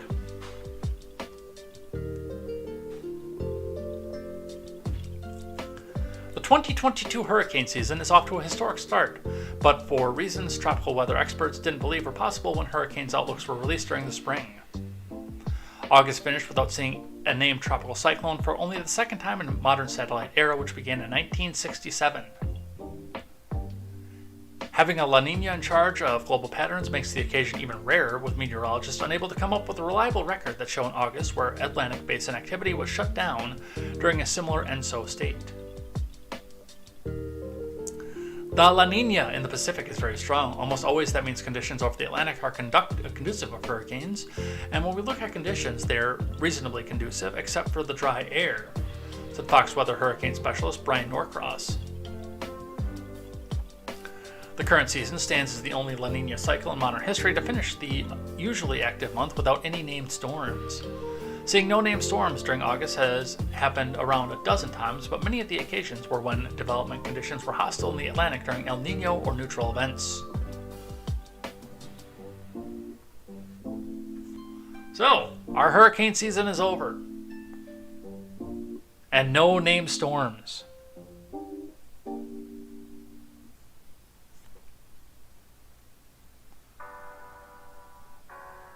I guess I don't know what the Florida man's going to do. Alright, thing I like number 2 today. So we've occasionally been going through what I do for media, how I enjoy the media, what I do in my off time, when I'm not reading the news or working. Which, after a day like yesterday, was a bigger rarity than we could say for a while, but when we look at things like what's happening here, I'm looking back at this. I'm like, what am I doing in media that I am not doing? I've been watching Next Generation again over on Paramount Plus, but I've already done that on things that I like. Most of the music that I've been cycling through at work, I've already done that on things that I like. I can't talk about work, obviously, because doxing. Not that I really care for that anyway. And the movie, I haven't really been watching any new movies, so I can't do that and things that I like. I did all the Fallout. Actually, I almost did Fallout New Vegas because I realized I haven't done one on that, but I haven't been playing that recently. But what I have been playing recently, you guys have seen the Fallout 3 playthrough, but what you don't know is in the background, when I'm not playing Fallout 3, I'm sitting here playing an old classic that I absolutely adore. Well, a new twist on an old classic, let me rephrase that. So I have been playing, since I already own it, since I don't have to put any more money into Blizzard Microsoft until they get all their crap straightened out from their HR and their sexism stuff and all their other woke stuff like the Blitzchung thing and taking his money away because he wanted to say something good about Hong Kong. But since I already own this stuff, I've been playing probably one of my favorites again, going through the campaign, doing it just on casual mode because I'm getting back into the RTS thing after long ago. But that is, of course, StarCraft 2. I played the original StarCraft. Actually, I got late into the StarCraft game. I didn't start into that until long after it was out. StarCraft, the original, came out in 1997. I didn't play it until 2006. Was the first time I had played StarCraft, the original. But very shortly after that, in 2008, StarCraft 2 came out, and I got excited, and I started looking into getting a system that would actually handle it. Now, easier said than done. And since this has become free and you're not giving any new money over to Blizzard, if this is something that you would be interested in checking out if you like the RTS genre, one thing to note for sure, especially if you're doing, well, the only place to play it on PC is, actually no, I think it's on PS2 as well. I can't even imagine trying to do RTS controls on a console, but if you really want it, it's on It's on PS4 as well. PS4, PS5. I don't know if they made an Xbox port of it or not. God, that would be so weird doing an RTS on console with a controller and not a mouse and keyboard. Wow, I can't even imagine that right now. But I love the franchise. I very much enjoy so I've actually got a couple trailers here. We've got this one and I've got another one sitting over on my left screen over here. So let's look at the trailer for StarCraft 2. First talked about and first teasers released in 2008, or actually it was much later than that. I think it was 2011 or 12 or so when the game finally got released. But let's see.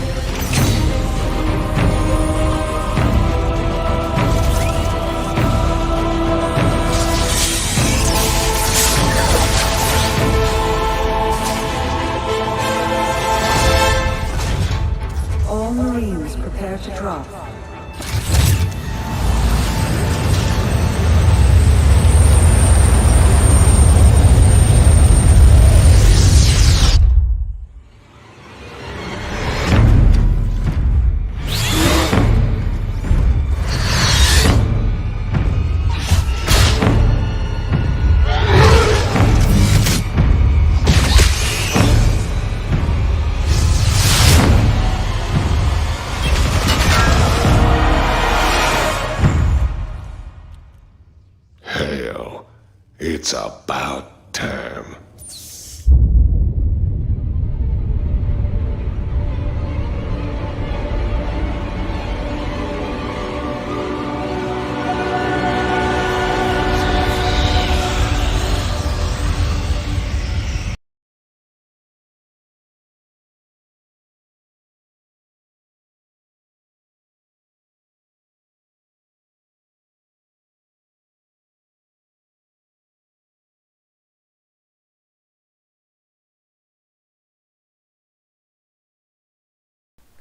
So a lot of things that they changed in the midst of the two of them, between the first and the second, they made a lot of mechanical improvements to the game, and there was so much mechanical improvement between the first and second StarCraft that a group of ambitious programmers, let's say, even came out far enough and long enough that they found a way to basically redesign using some of the we got the launch trailer here coming up too, but redesign the original maps and all the original missions from the original StarCraft into the StarCraft 2 game engine that's in a free to download program called StarCraft Mass Recall, which I also have.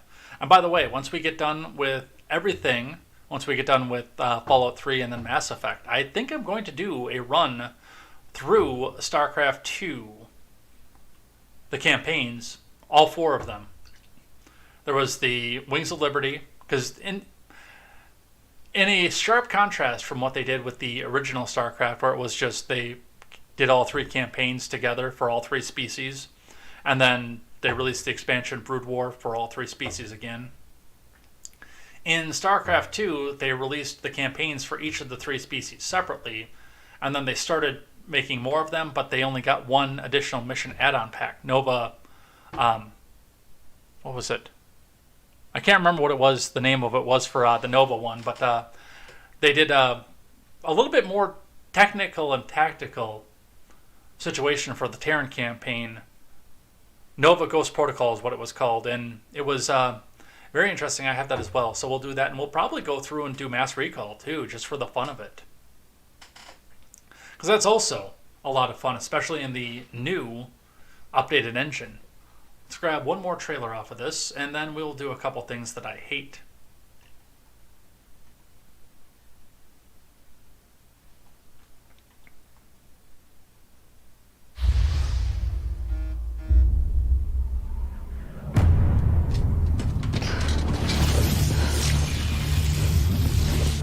This is Kerrigan. There's a wave of Zerg advancing on this position. We need immediate evac. What happened to Kerrigan wasn't your fault. Belay that order. We're moving out. What? You're not just gonna leave us. Vengeance doesn't factor into this. Our revolution's about freedom. When you figure it out, let us know. We're waiting on you.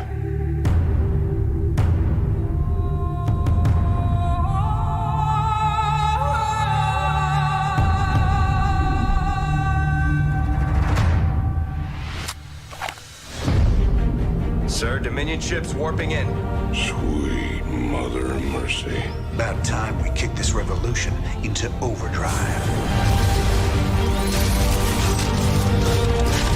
Feels like old times already. The answers you seek lie within. Jim Raynor represents a clear and present threat to this Dominion. Prince Valeria, we have Zerg attack waves incoming. Kerrigan, what's she after? She's come to finish the job. Raynor, you can wave over your head. We'll see about that. Tell me why I should kill you right now. Because I can offer you what you've always wanted. If the Zerg wipe everyone out, it's all been for nothing. Stand your ground! So I'm going back to Jar to get the job done. Now that's the commander I've been waiting on. Because the one thing I know, some things are just worth fighting for.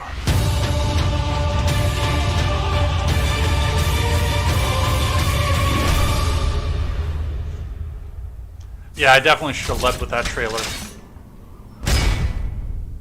Just because that does showcase more than just the human species. So, yeah, it's a lot of fun. The one interesting and almost the one criticism that I have of the game is the presentment of the people that are out there, because where they are, the sector of the galaxy that they're in, is essentially a penal colony. It's essentially Australia 2.0, where they sent their prisoners when they didn't want to go back and deal with them. And you've gone through, and it's only been maybe 10 years in game from the first game to the second game. It's maybe only been 10 calendar years for there, but really you've seen a big difference from the first game being essentially rednecks in space to the second game being a more refined culture and more refined Koprilu sector. And just, it doesn't seem like there'd be that much of a difference in 10 years. But if you want to check it out, Blizzard can get it for you. And it's free to play right now on Blizzard too, because it's getting older. So definitely recommend it. And now for a couple things that I hate. Thing that I hate, number one, a revisit on the podcast network story from last night's Daily Wire Live. Jeremy Boring, the God King of the Daily Wire, details phone call with Podcast Movement co-owner following apology for Ben Shapiro's presence. So they were on their backstage last night, and, well, the thing I hate about this is the fact that we have to be in this situation where even the presence of a 5'4" Jewish man wearing lifts is so threatening that nobody can go back out and function. We've become that divisive in our society. Where something like this should have been completely innocuous, now it's something where we have to stop and shut down all of society over, and I hate that. But let's hear what Jeremy Boring had to say about this. And then I hear later that evening from one of the owners of Podcast Movement. And I'm going to tell you what the guy said, and I'm going to say something about myself that I'm actually a little embarrassed about, which is I cried on this phone call. My voice started to break. I got so emotional. I've never gotten emotional over one of these things before. We get canceled. We get called racist. We get called whatever, right? And, I take it. It doesn't bother me. Obviously, Ben's got a great perspective on it. But here's what happened. The guy calls me, and I'm just going to hear him out. I'm going to hear what he has to say, hoping maybe that this is the resolution we've been looking for. And he starts the call. He's got a great radio voice. All these guys have great radio voices. Yeah. Truly. And he says, Jeremy, so-and-so gave me your phone number, and I just wanted to let you know that we have a policy here at Podcast Movement that the talent not appear. And you'll notice, like, Joe Rogan has never appeared on our stage. We don't like for the talent to appear. And so Ben showing up caused some of my other sponsors to be angry because they want to know, why can't our talent be here if Ben can be here? Garbage. And so I just want you to know this statement is a reaction to other sponsors being angry that their talent didn't get equal treatment. That's why I called for his extermination. That's right. And he said, and a little leap, but yeah. He said this was not in any way political. Huh. And when he said it, I'm embarrassed about it. I got so adrenalized and so upset. And I said, not in any way political. And I just started reading from the tweets the danger of this company, the dangerous endless pain. The pain that will be with us forever, the harm caused by his very presence. So you're saying that isn't political? You're saying that that's because he showed up. By the way, podcast hosts appear on all of their panels. Yeah. It's just nonsense. The whole fracking conference is for podcasters, for people in podcasting. And I mean, this is kind of indicative of the situation that we're getting into and the world that we're getting into, because it's a point, and they freely entered into the contract to have the Daily Wire there. I don't know how many people were actually going out to the booth, but I'm sure that anybody who was taking the time to go out to the booth, because it did seem like they were interested in having the conversation, but to have this much meltdown over a 5'4" Jewish man showing up on a booth that he paid for, because he's the rich one off of all this, to a booth that he paid for, and then for them to come back out and try to say, oh, no, we just don't want any of our talent out there. So it's not just you. Meanwhile, having all the evidence out there of the tweets that are saying, yeah, it really is just you. We can't stand to have Ben here. I don't want to do anything with Podcast Movement. I really don't. I'm too small time to do anything with them. But if I ever grow this program out to a point where we start getting offers from them, if I hear from Podcast Movement, I'm just going to tell them to screw themselves. Because all that I'll get is the harm by his very presence. And thing that I hate number 2. From the BBC. I don't know which BBC, but from the BBC. We have come to the point that we are playing God. That's right. Synthetic mouse embryo develops a beating heart. From Philippa Roxby.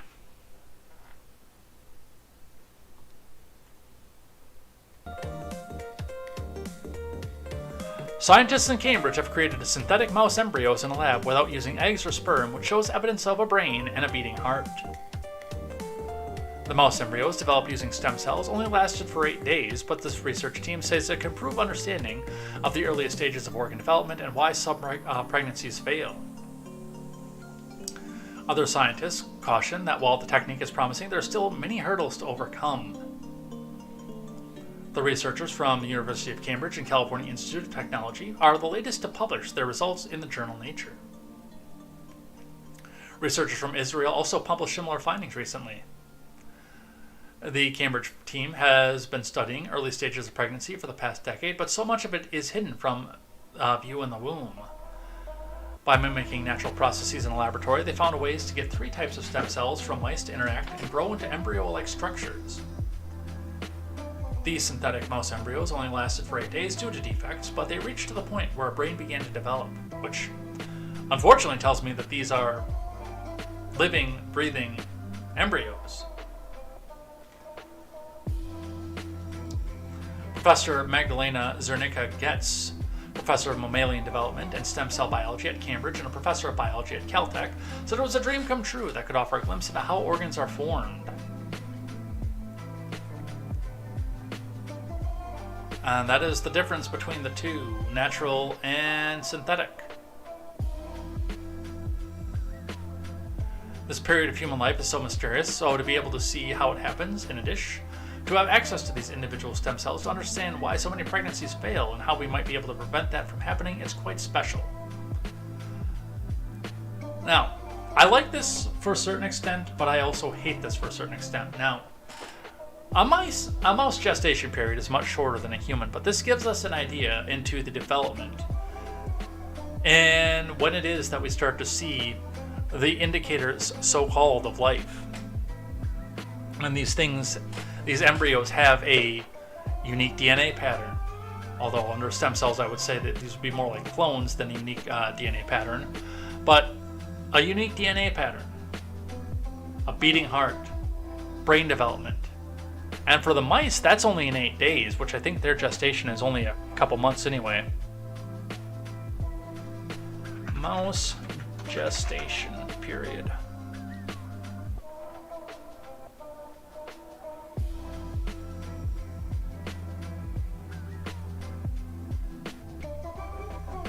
Apparently it's only like 20 days.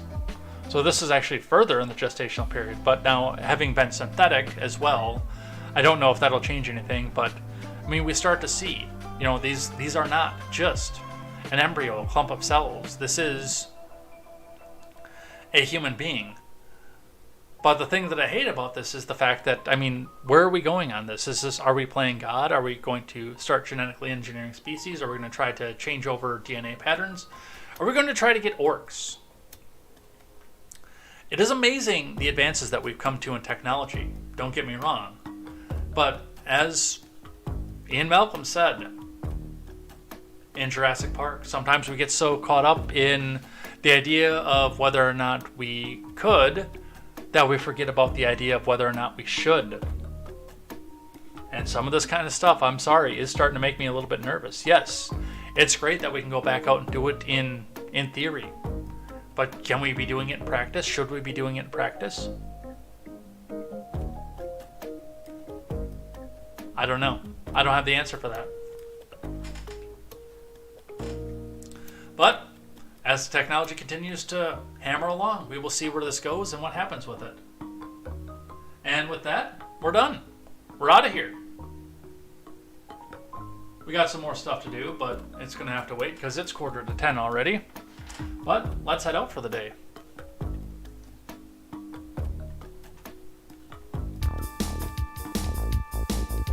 So, with that, thanks everybody who came by, chatted, hung out in the live chat, and sat with me while I decided to geek out on a game that's over 10 years old at this point, but something that I still enjoy playing. Definitely thank you guys for that and coming out for that. It was a little bit of fun. We'll be back here tomorrow morning with a look at the live chat for the past week and a look at the live chat throughout the day today as well. So definitely come back and join us for that. Get your stuff in if you want to get your name read out on the air. But yeah, we'll see how that goes, and we'll see how much stuff I have to skip over just in case it gets too spicy for the AM radio crowd that we're trying to cater to at this point. But come back and join us for more news and more headlines. Definitely love to see you guys here. And yeah, I'll still read your name tomorrow, even if it is with a hey, I can't say that on the air. Definitely looking forward to that. And we will see you then for more news, more headlines, some pickups on the China stuff that we had to gloss over today, and some of the sexual harassment stuff that I've been glossing over forever and ever and ever. So definitely come back and join us for that. We will see you here next time for more Contemporary. And until then, I'm Jay Edgar. And this is Contemporary. Take care.